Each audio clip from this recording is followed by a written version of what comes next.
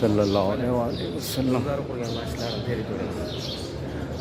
روضہ اقدس میں ہم جا رہے ہیں سلام پیش کرنے، سب کی طرف سے، اپنے اسکول کی ٹیچرز کی طرف سے، اپنے دوستوں کی طرف سے، اپنے بچوں، اسکول کے بچوں کی طرف سے، تمام جو ہمارے چاہنے والے جاننے والے ہیں سب کی طرف سے، جن جن دوستوں نے ہمیں کہا وہ نہیں کہہ سکے، نہیں کیونکہ زیادہ لوگوں کو ہم نے بتایا بھی نہیں، بس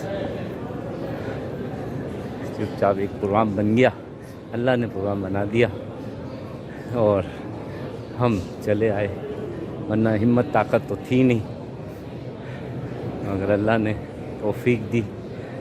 مکہ شریف میں 3 days رک کر پھر 8 days کا ادھر اسٹے ہے، اس کے بعد پھر دوبارہ مکہ شریف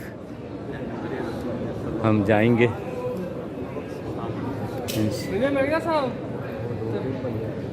انشاءاللہ تعالی۔ یہ ریاض الجنہ ہے سامنے، اس کا پرمنٹ ہوتا ہے۔ پہلے تو ہمیں اللہ کا شکر ہے 2019 میں اتنا موقع ملا، حذیفہ اور ہم عصر کی نماز بھی یہاں پڑھی، پھر مغرب کی بھی پڑھی، پھر بیٹھے رہے، پھر ہم چلے۔ تو اب کورونا کے بعد بڑے حالات چینج ہو گئے، بڑی سلیکٹڈ انٹریز کر دی ہے، ٹھیک ہے، کیونکہ رش بھی بہت ہو گیا ہے، بہت رش ہو گیا، ٹھیک ہے، ان کی بھی مجبوریاں ہیں، اللہ تعالیٰ آسانی فرمائے۔ چل رہے ہیں اللہ تعالیٰ سلام پیش کرنے، آپ بھی ہمارے ساتھی ہیں، بس ویسے میں بناتا نہیں ہوں، آج مجھے شوق ہو گیا کہ چلیں، یہاں کے دوستوں نے پیغام دیا تو میرے ذہن میں آیا کہ کچھ شیئر کر دوں، ہمارے جو کچھ بھی ہم یہاں نظارے کر رہے ہیں، اللہ تعالیٰ اس کو قبول فرمائے۔ اللہ الا اللہ محمد رسول اللہ، لا الہ الا اللہ محمد۔ یہ ریاض الجنہ سے نکل رہے ہیں،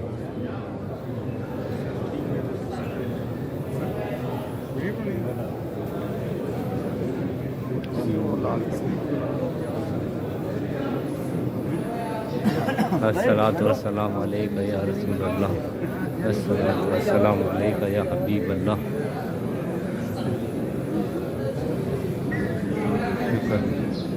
اللہ نے ہمیں یہ توفیق ایک دفعہ پھر زندگی میں دے دی، اب پتہ نہیں اس کے بعد توفیق ہوگی یا نہیں، کچھ پتہ نہیں، اللہ تعالیٰ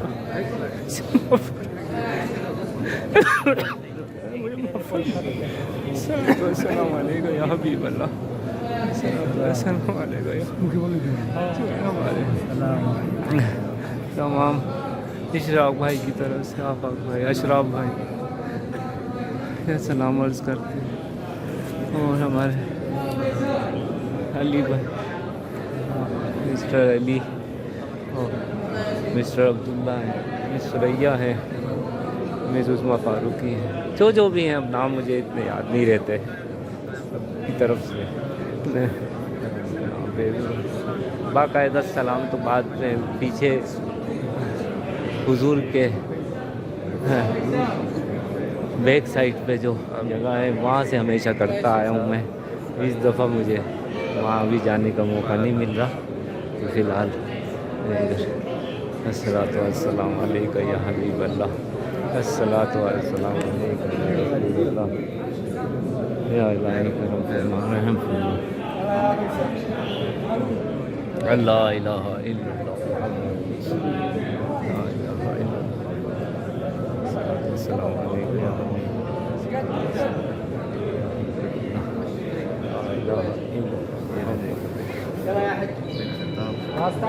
میں نے اب تک کوئی اتنی خاص ویڈیو نہیں بنائی ہے، بس آج دل چاہ دل میں اللہ چلے شیئر کر دیں اپنے دوست، ٹھیک ہے جناب والا۔ سلام پیش کیا. دعاؤں میں یاد رکھیے گا آپ سب بھی. شکریہ. اللہ حافظ.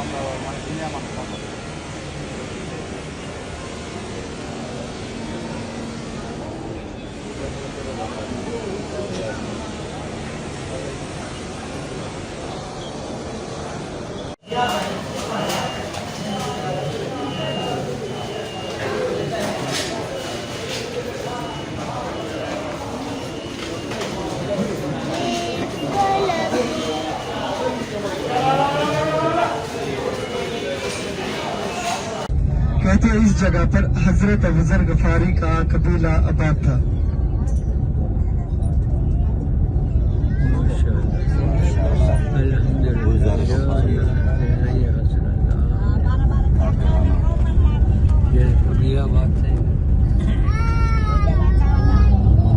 روکے گا نہیں بس بھائی.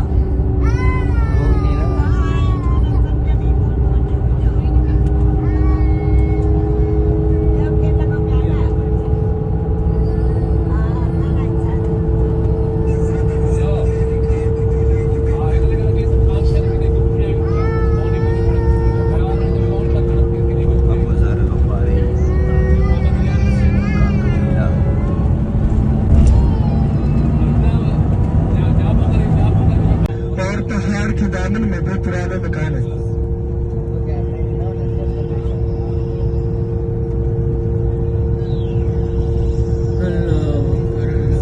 یہ دیکھیں حاجی صاحبان آپ اپنے سیدھے آپ پہ اونچے ٹیلوں پر پرانے مکان ہے اور پہاڑ کی دامن میں بھی پرانے مکان ہے.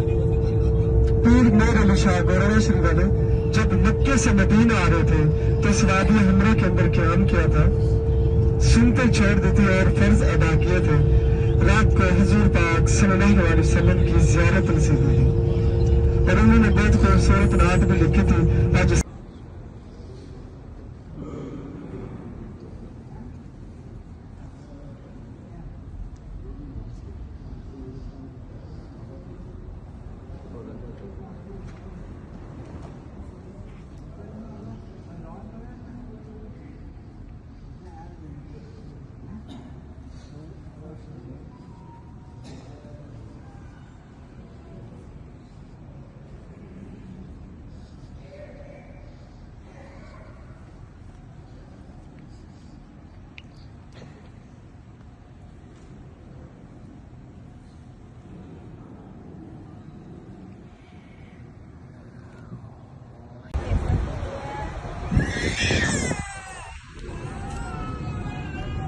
مٹی لی جائے یہاں.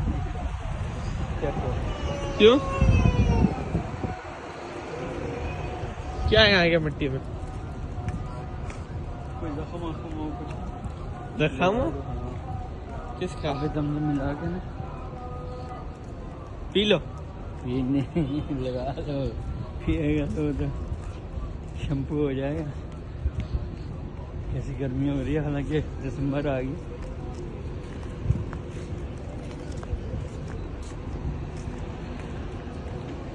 یہ کون سی جگہ ہے؟ جنگی بدر جہاں پر یہاں پہ ہوئی تھی جب جنگی عہد پہ یہاں نا جنگی عہد تو ہم نے کچھ جا چکے ہیں.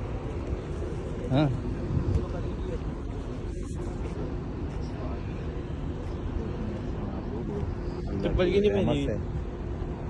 اور الحمدللہ تعالیٰ نے مسلمانوں کو فتح یاب کیا.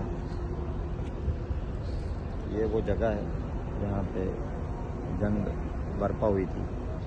This is the place where the war occurs of Jang Badr between the Munafiqeens and the people of Prophet Muhammad sallallahu alaihi wasallam. and mashallah the Muslims won the war, and the place where it held is this. This is the Badr where the war occurred. So it was named Jang-e-Badr. Now we will go down the hill carefully. الصلاة قد قامت الصلاة الله أكبر الله أكبر لا إله إلا الله.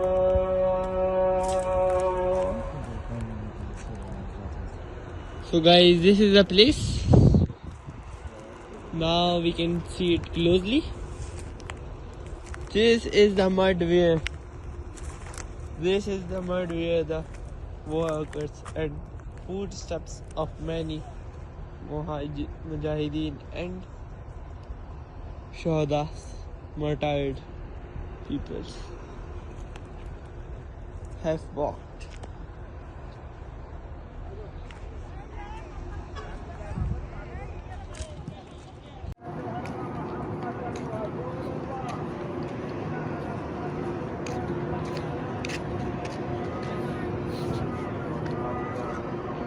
درخت ہے یہاں پر،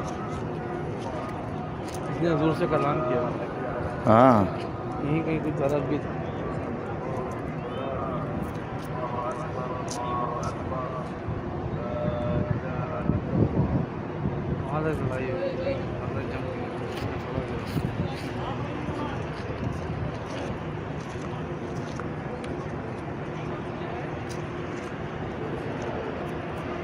یہ وہ بدر کا مقام ہے جہاں پہ جنگ بدر ہوئی تھی، اور 313 صحابہ کرام کے مقابل 1000 سے زائد کفار تھے جو کہ نیست و نابود ہوئے اللہ کی رحمت سے، اور الحمدللہ تعالیٰ نے مسلمانوں کو فتح یاب کیا.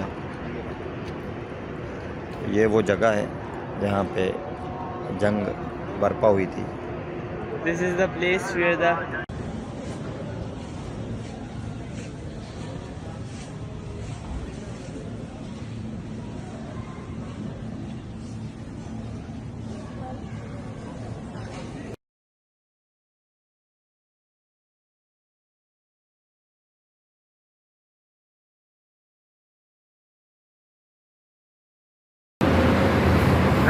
یہ جنت المولا کہتے ہیں، وہ ہے جہاں میرے والد صاحب مدفن ہے. اللہ تعالیٰ رحمت نازل فرمائے. آج میں ادھر دعا کے لیے آیا تھا. یہ راؤنڈ اباؤٹ ہے، کبوتر چوک کہیں گے اسے، اور ایک روڈ یہ جا رہا ہے. یہ روڈ جو ہے خانہ کعبہ کی طرف جا رہا ہے، اور اس کے ساتھ ہی یہ جو ہے سامنے مسجد جن، جہاں حضور اکرم صلی اللہ علیہ وآلہ وسلم پر جن آئے تھے اور انہوں نے اسلام قبول فرمایا تھا. یہ مسجد جن ہے. یہاں 2 رکعت نماز میں ابھی پڑھوں گا. اس کے بعد وہ سامنے جو ہے خانہ کعبہ کی نظر آ رہی ہے، اور وہ کلاک ٹاور نظر آ رہا ہے. ابھی میں آیا تھا ادھر فاتحہ پڑھنے، اب میں دوبارہ سے جا رہا ہوں.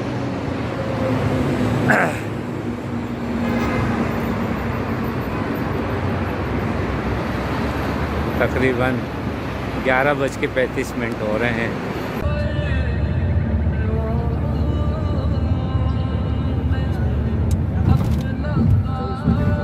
طائف کا سفر ہے، ماشاءاللہ جا رہے ہیں طائف کی طرف.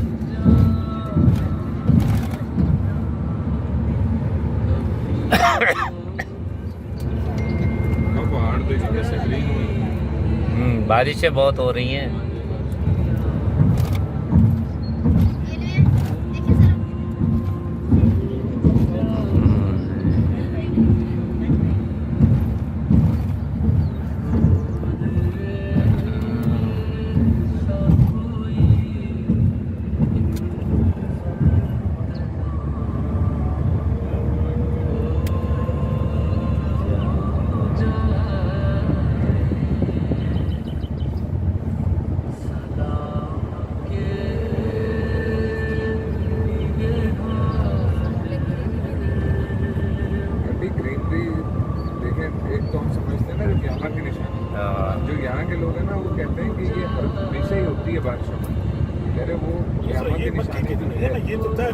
ہاں یہ یہاں تو ہے ہمیں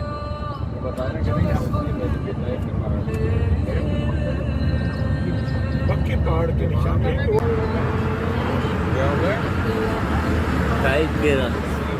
chair lift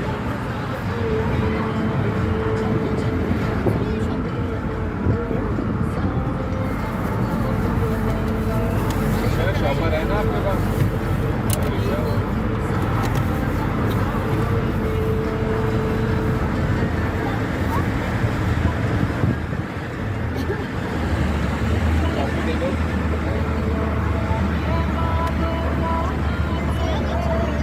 lift chair lift جو ہے یہ لگی ہوئی ہے. یہ کیا اوپر طائف تک جاتی ہے کیا؟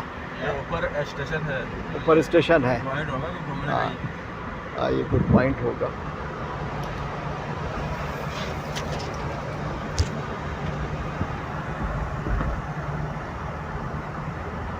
چیئر لفٹ لگی ہوئی ہے. ڈرائیور ہے نا وہ گھوم رہی ہے.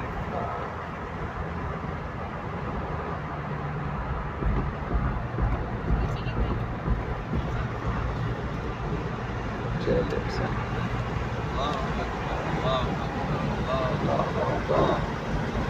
ایسے چڑھتے جائیں گے. ہر ہمیں چڑھائی کے اوپر حکم ہے کہ اللہ اکبر اور اتریں تو سبحان اللہ کہیں. اوپر اسٹیشن ہوگا اس کا. یہاں سے وہ بلڈنگ دیکھ رہا ہے وہ اسٹیشن ہے. وہ بلڈنگ اسٹیشن ہے. پیلا والا یا نیچے والا؟ وہ اوپر والا. اوپر والا. ہاں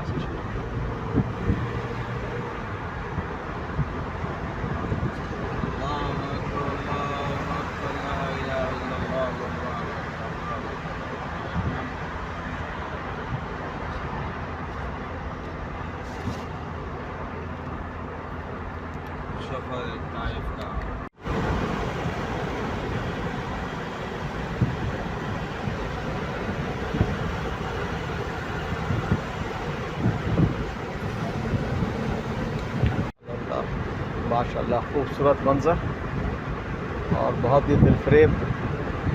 طائف جاتے ہوئے یہ سفر نہایت خوشگوار اور اس کی بہت ساری یادیں جو ہیں وہ موجود ہیں. تو اس کو بھی انشاءاللہ العزیز پڑھیں گے کہ ہمارے پیارے نبی حضرت محمد صلی اللہ علیہ وسلم نے طائف کا سفر تبلیغ کے لیے اور وہاں کے لوگوں کو وہاں کے سرداروں سے کس طرح بات کی. انشاءاللہ اس کو بھی بات کریں گے اس کے اوپر بھی.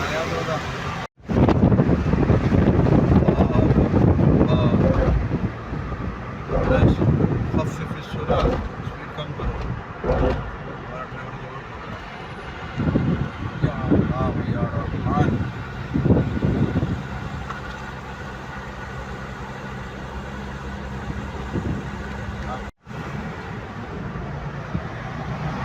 یہ ہم طائف کی ایک پہاڑیوں پر چڑھ رہے ہیں اور ہمیں ہمارے پیارے نبی حضرت محمد صلی اللہ علیہ وسلم اب اس چڑھائی سے یا کسی اور چڑھائی سے یہاں سے کسی اور راستے سے طائف کا حضور اکرم صلی اللہ علیہ وسلم نے سفر کیا.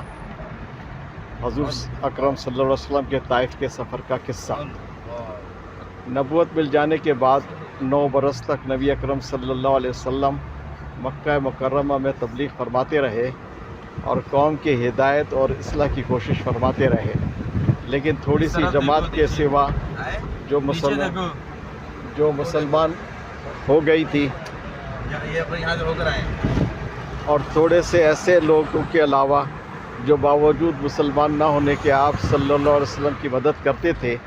اکثر کفار مکہ آپ صلی اللہ علیہ وسلم اور آپ کے صحابہ رضی اللہ تعالیٰ عنہ کو ہر طرح کی تکلیفیں پہنچاتے تھے, مذاق اڑاتے تھے اور جو ہو سکتا تھا اس سے درگزر نہ کرتے تھے. حضور صلی اللہ علیہ وسلم کے چچا ابو طالب بھی انہی نیک دل لوگوں میں سے تھے جو باوجود مسلمان نہ ہونے کے حضور صلی اللہ علیہ وسلم کی ہر قسم کی مدد فرماتے تھے. 10ویں سال میں جب ابو طالب کا بھی انتقال ہو گیا تو کافروں نے اور بھی ہر طرح کھلے مہار اسلام سے روکنے اور مسلمانوں کو تکلیف پہنچانے کا موقع ملا، حضور اقدس صلی اللہ علیہ وسلم اس خیال سے طائف تشریف لے گئے کہ وہاں قبیلہ ثقیف وہ چوٹی پہ کی بڑی جماعت ہے، اگر وہ قبیلہ مسلمان ہو جائے تو مسلمانوں کو ان تکلیفوں سے نجات ملے اور دین پھیلنے کی بنیاد پڑ جائے۔ وہاں پہنچ کر قبیلے کی 3 سرداروں سے جو بڑے درجے کے سمجھے جاتے تھے گفتگو فرمائی اور اللہ کے دین کی طرف بلایا اور اللہ کے رسول یعنی اپنی مدد کی طرف متوجہ کیا، مگر ان لوگوں نے بجائے اس کے کہ دین کی بات قبول کرتے یا کم سے کم عرب کی مشہور مہمان نوازی کے لحاظ سے ایک نووارد مہمان کی خاطر مدارت کرتے، صاف جواب دے دیا۔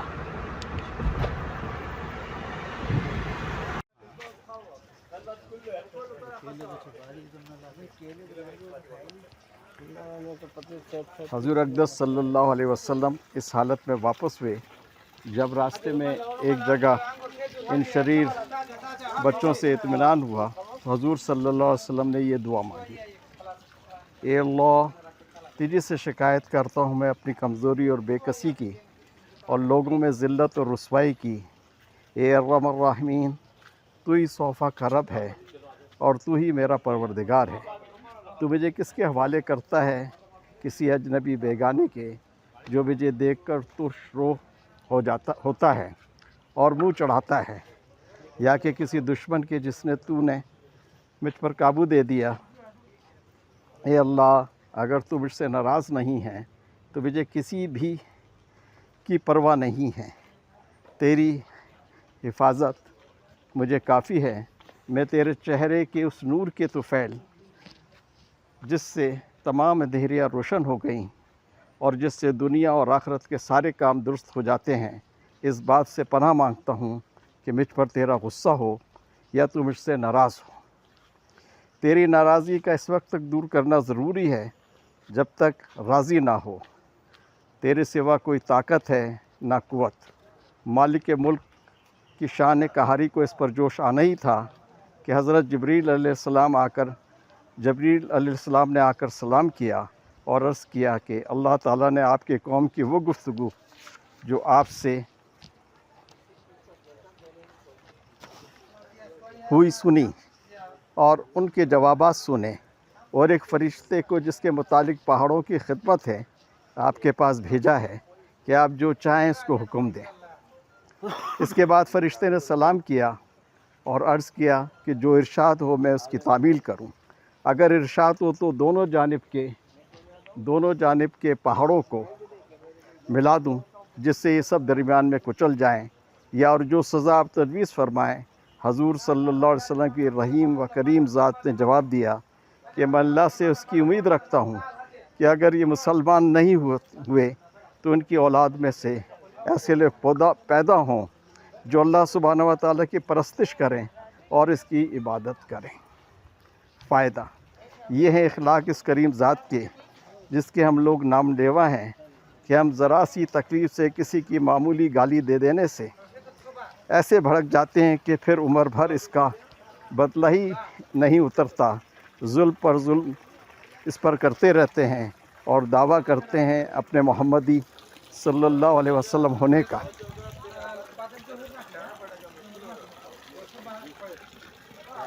نبی کے پیرو بننے کا۔ نبی کریم صلی اللہ علیہ وسلم اتنی سخت تکالیف اور مشقت اٹھانے کے باوجود نہ بددعا فرماتے ہیں نہ کوئی بدلہ لیتے ہیں۔ یہ حضرت عبداللہ بن عباس رضی اللہ تعالیٰ عنہ کے نام سے منسوب مسجد ہے اور بہت خوبصورت مسجد یہ بنی ہوئی ہے۔ وہ حضرت علی رضی اللہ تعالیٰ عنہ والی مسجد ہے، وہ عباس رضی اللہ تعالیٰ عنہ کے نام سے جو گیٹ منسوب ہے وہاں پر اس مسجد کو ہے، وہ پر نا تھوڑی سی کنفیوزنگ ہو گئی اس کے اندر۔ اور یہ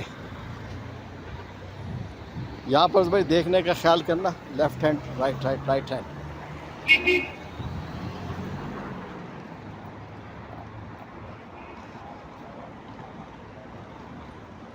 یہ بہت خوبصورت مسجد بنی ہوئی ہے، یہ اچھی خوبصورت مسجد بنی ہے۔ یہ ہے جامع अब्दुल्ला बिन अब्बास रज़ी अल्लाह ताला अन्हु के नाम से मंसूब मस्जिद है। बाब अब्दुल्ला वी बकर सिद्दीक रज़ी अल्लाह ताला अन्हु, सिद्दीक रज़ी अल्लाह अबी बकर सिद्दीक रज़ी अल्लाह ताला अन्हु, जो हज़रत अबू बकर सिद्दीक रज़ी अल्लाह ताला अन्हु के साहबजादे। और ये मस्जिद में हम दाखिल होंगे। अल्लाहुम्मा अफ्ताह ली अब्वाब रहमतक। और ये